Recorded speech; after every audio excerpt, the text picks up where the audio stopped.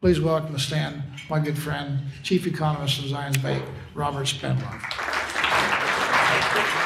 Okay, so if you look at kind of what was happening in 2024, inflation, well, I'll just go through this: inflation, labor market, and then kind of this unprecedented uncertainty. So that's the lead in. What are we seeing now? The big theme, I don't know if you were listening, President Trump just had a press conference, his first cabinet meeting, and he talked all about his trade war and the tariffs. So this is one of those active things that's happening right now. What does that look like? So I have to date this because it changes every day. And this is one of the ones he just announced: tariffs on copper. So we've got 25% tariffs on Canada, Mexico, and then an additional, so this is on top of existing tariffs, an additional 10% on Chinese imports, the reciprocal tariffs, and that's essentially the U.S. is going to tariff other countries to the same degree that they tariff our goods. The example I've heard is cars going into Europe have a 10% tariff. Cars coming into America have a 2% tariff. So that impose a 10%. And then you have the 25% tariffs on aluminum and steel, and the 25% tariffs on automobiles, semiconductors, pharmaceuticals, and now copper. So you've just got, and they just keep hitting us over and over again with these new tariffs, these new ideas. Again, just today, someone said, well, when will these all go into effect? And he did say April 2nd. So that's when I expect the majority of these to go through.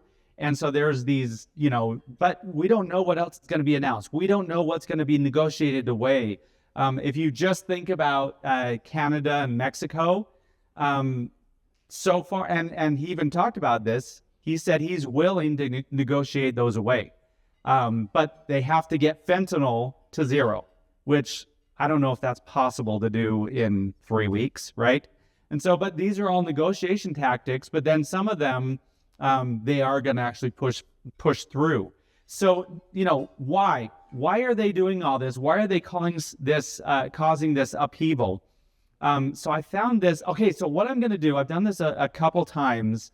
I want you to understand where they're coming from. I want you to understand the kind of the policy case behind what they're doing, whether you agree or you disagree. I'm a neoclassical Chamber of Commerce economist, and so we've all learned that tariffs are bad, trade wars are bad. If you think about the tariffs in the 1930s, they made the Great Depression even worse. So why would they, so then you have to say, okay, why would they do that? Are they stupid? Are they crazy?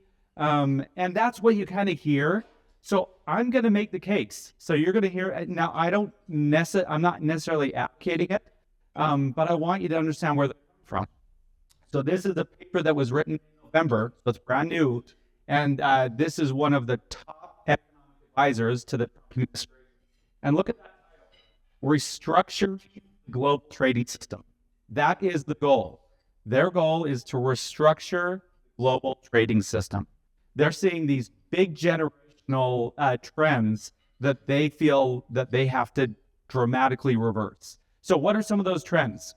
One of the big ones, national debt. Governor Herbert, do you remember when I was working for you, the national debt was it 15 trillion? Yeah, we talked about this. I could put together talking points on how many bills stacked would be and all that stuff yeah, it's exactly. Now it's 36. $36 trillion. By the way, $1 trillion is $1 million. So we're talking about $36 billion. Now, even with that, I don't really care about the number, and it's valuable, right? You just can't comprehend 36 trillion. This is what matters.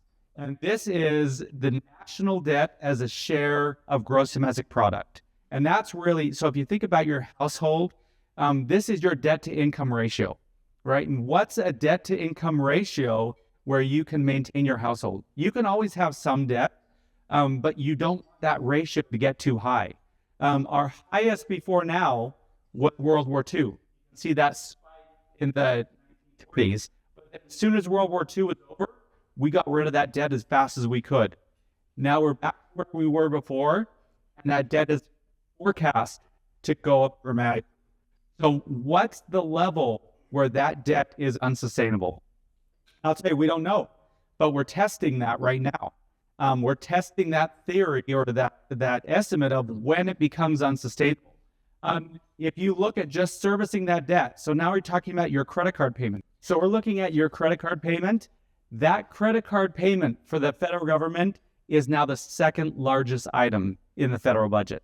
And it's forecast to continue going up. And where it really becomes critical is this one. So this is looking at net interest payments, so that credit card payment relative to defense spending.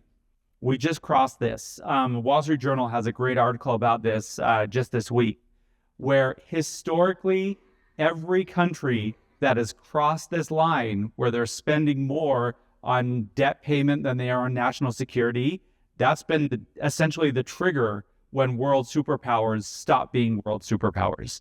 If we're bringing in more imports than we're sending out in exports, then you have a trade surplus. If you're bringing in more imports than exports, then you have a trade deficit. Last year, the trade deficit was the largest it's ever been, $1.2 trillion. Where is that going? So you can kind of start seeing why he's targeting China and Mexico. Our trading partners are China and Mexico. China and Mexico. I meant Canada and Mexico. They're our biggest trading partners. But look at the Chinese dynamic. So you go all the way back. The beginning of this is, it is 1990. So in the 1990s, China was kind of a distant one of our trading partners. They surged up in 2000 when they became a part of the World Trading Organization, and they were our largest trading partner. But look how just in the last couple of years, it switched to Mexico. That is still Chinese goods. What they're doing, China is moving their production. They're doing this all over the world. It's Chinese controlled, but they move their production to either parts of Asia or Mexico or Canada to get around our tariffs. So the only way to address that is to go after your best friends. Now, the other argument that Trump makes is, if I'm this bad to my friends, guess how I'm going to be with my enemies, right? So it's part of that negotiation. And then a different way of looking at it, if you combine all the European Union countries, you see that now they increased to our largest trading partner. And I don't know if I can say this here. That's the problem. I don't know if I can quote. I want to quote Trump. Okay, I'll say it.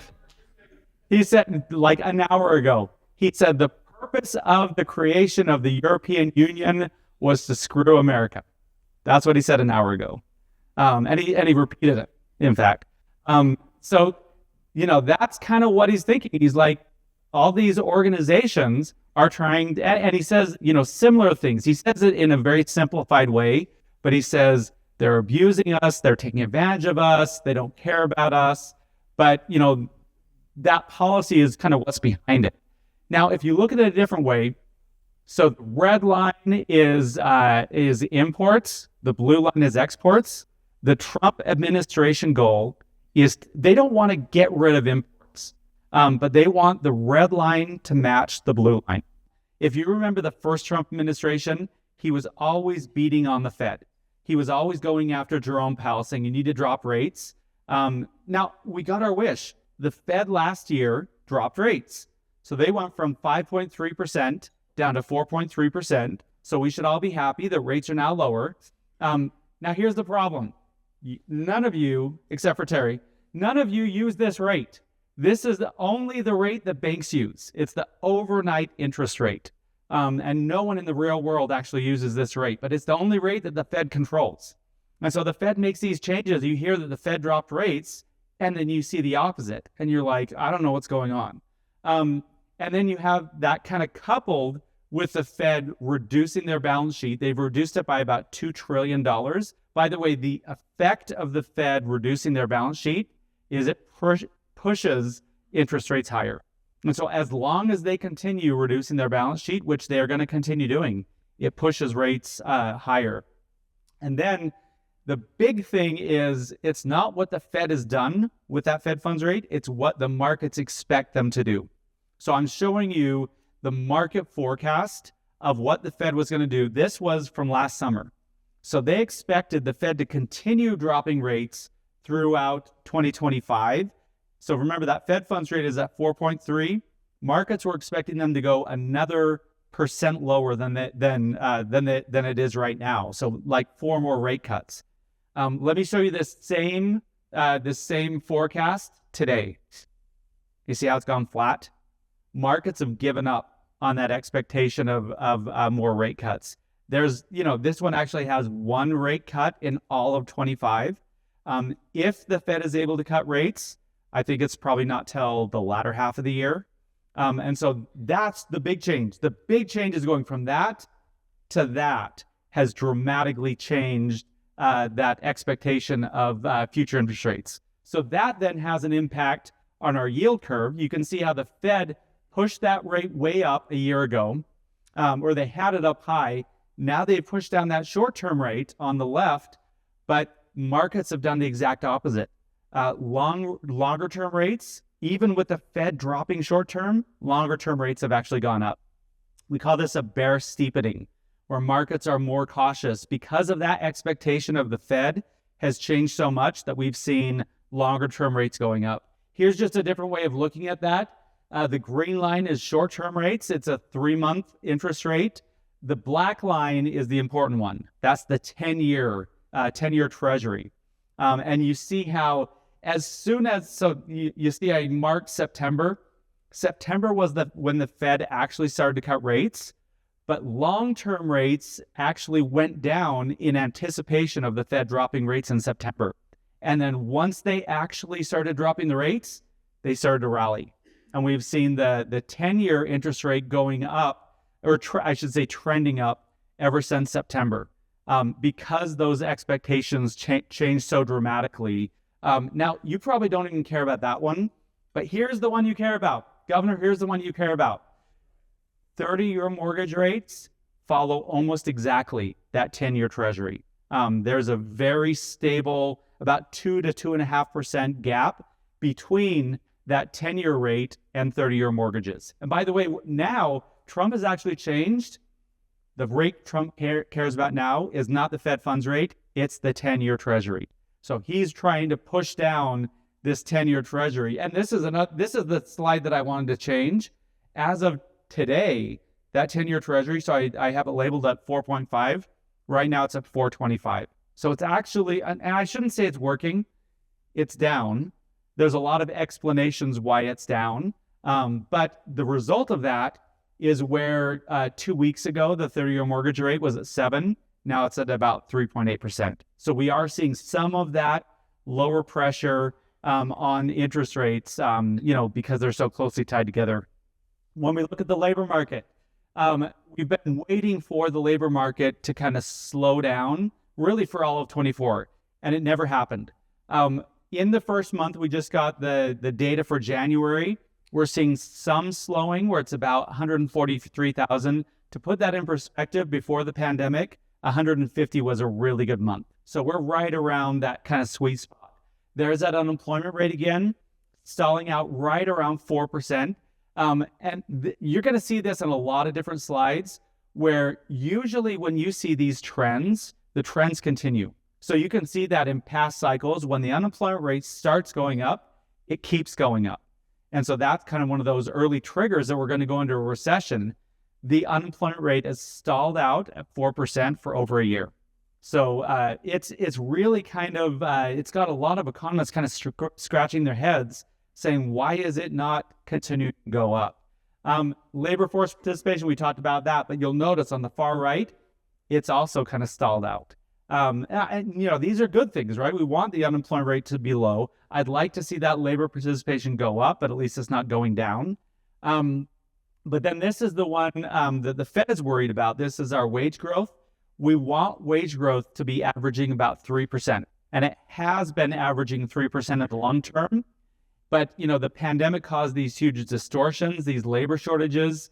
And we've had that wage growth above 4% But again, in the last year, it's stalled out right around 4%. So we've got to see that wage pressure coming down if we want the economy to be back normal again. And if we want the Fed to be able to justify dropping rates, one of the reasons we care about wage growth is wage growth can turn into inflation. So again, we've been watching inflation for a long time. We had that huge surge in 22. By the way, you heard about this chart a lot in the fall, right? You heard economists telling you over and over again, yeah, we had inflation, but it's better now, and now you should be happy, right? The inflation's gone, the tough times are gone, and now everything's good again. And the response that you had was, stop lying to me, right? So number one, we have seen that inflation start to reignite since September, where it bottomed out. The Fed's target is 2%, but it bottomed out around 2.5%, and now in our latest reading, we saw it go up to 3%. So there are some early signs that inflation is getting sticky and starting to kind of reheat in some areas. And here's the real problem. Okay, this is the exact same data. Remember that inflation is the change in prices. What you're all upset about is not the inflation. What you're upset about is this, the price level, where the level of prices has gone up 23% in the last 4 years. And, and everyone says to me, okay, that's fine, but when does it go back to normal? It will never go back to normal. We just have to adjust. We have to learn to live with this permanently higher level of prices. And so then you say, well, that's okay as long as our wage growth is high enough to keep up with it. But if the wage growth is too high, it drives the inflation higher. And even with that higher wages, so the red line is wage growth, the blue line is price growth. Wage growth has not kept up with the growth in prices. And until that red line matches the blue line, you're going to feel economically stressed because you are getting further and further behind. And by the way, in the past, like in the 1970s, it took 10 years for wages to finally catch up with prices without causing extra high inflation in the process. So I've taken you to the bottom. Now I'm going to bring you back. I want you to compare the U.S. is green and Utah's blue, or our region is blue. And so you see that, yes, we were actually even worse than the nation during the high inflation. But look, in the last couple of years, our inflation is way better than at the national level. While the nation is 3%, we're 1.4%. When you look at core inflation, stripping out food and fuel, the nation's at 3.3%, we're at 1.7%. If you look at housing is a big issue, and it was a big problem a couple of years ago. It's still a big problem in the nation, 4%, but in our region, we're much lower. We're about 1.3%. And then service sector, when you strip out goods, this is kind of that underlying inflation. This is the one that has Jerome Powell really nervous because this is not driven by supply chain. It's not driven by goods. It's entirely services. And so how do you get that back to normal? At the U.S., it's 4.2. We're already there. We're at 1.7%. So we still got the price increases, but we're not seeing the inflationary pressure that we were seeing a couple of years ago. Now, how are individuals responding to this? So this is looking at the savings rate. And you see that before the pandemic, people were saving about 7.5%. And then you see the huge surge, all those checks, the PPP loans, the unemployment insurance, the student loan forgiveness, all that kind of stuff just injected a ton of money into people's pockets. Where are we today? We're back down to 5%. So what this graph tells you is all that extra money that you got, it's all gone. So you should have stopped spending, but you won't stop spending. And so then we're trying to figure out, why do you keep spending when you're out of money? And here's the way you're doing it. You're running up your credit cards. So we're seeing credit card delinquency rates are moving up pretty quickly.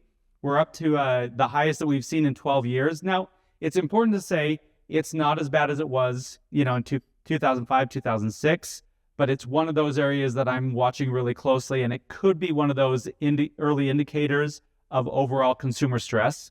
In fact, just yesterday, was it yesterday? This week, Walmart announced their earnings, and they talked about this. And, they said, we're seeing increased distress in some of our customers. And then when you break it down by income, this is a really interesting one. So low income is black, middle income is red, higher income above 100,000 is yellow. And look before the pandemic, you can see as a percent of the total, they were all about the same. You'd have different periods of different groups spending more.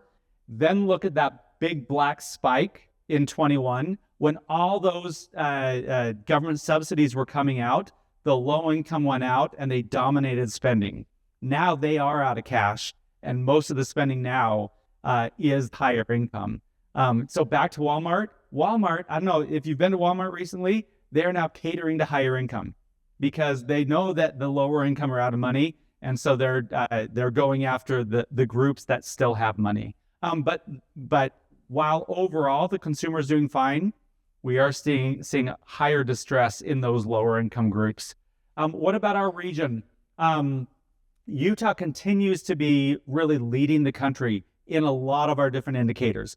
Population growth. We actually are number third highest in the country in population growth. I should say we're number 4 if you include DC, but I don't include DC because they're a city. I mean, why would we ever include DC in our ranking? So I'm just ignoring DC, and I'm calling Utah number 3 after Texas and Florida. But our region has also continued to attract a lot of people. Employment growth, not as high. You see, Idaho's the highest in the country at 3.1%. We are higher than the national average, though. And part of that dynamic is Utah came out really fast out of the pandemic and had the highest growth in the country. And now we're back to a more sustainable level. To put that in perspective, I love this one. So the blue line is Utah employment. The red line is Hawaii. And look specifically at the shock of the pandemic, where, we lost a lot of jobs, but we came right back to that long-term growth path. Hawaii hasn't even recovered the jobs that they lost in the pandemic. They're still behind. And there's several states that are still lower than they were pre-pandemic. So you can really see the relative strength of Utah compared to other states. Our unemployment rate is lower than the national average. We're not the lowest in the country, but again, we don't want to be the lowest in the country. We don't want those labor shortages that they're seeing in the upper Midwest. And interestingly, we're right next door to the highest in the country, which is Nevada. They're about 5.8%. Here's that housing again. 10 years ago, the average home price was about $250,000. Today, it's over $500,000. And so that really makes it. And now it's great if you own a home, right? Those of us that own a home are like, we're great. What if you're just coming out of college? What if you're low income? What if you just moved to the state and you can't get a 3% mortgage? That's that strain that we're seeing. Now, the good news, if you look at the dotted line, that's the inflationary rate or the annual rate of change. We saw that huge surge in 21 and 22. We saw a drop in 23. And now we're right around that 2% level. So while the price is tough, at least we're not seeing either too high of growth in home prices or a fallout in prices, at least right now. So we're at least at kind of a point of stasis with our housing market. Now, how would you deal with this, though? How do you fix this problem? Well, one way you do it is you dramatically drop housing prices, right? So we take that median home price and go from 500 back to 250, but that's what happened in 2009, right? When the market collapsed. The other way you do it is you have to have a dramatic increase in aggregate or household income. And so you kind of catch up to that, like I was showing you earlier. And we're actually seeing that. Again, another sign of the strength of the Utah economy. We're seeing among the highest wage growth in the country. This is a wage and salary growing 6.6% just over the last year.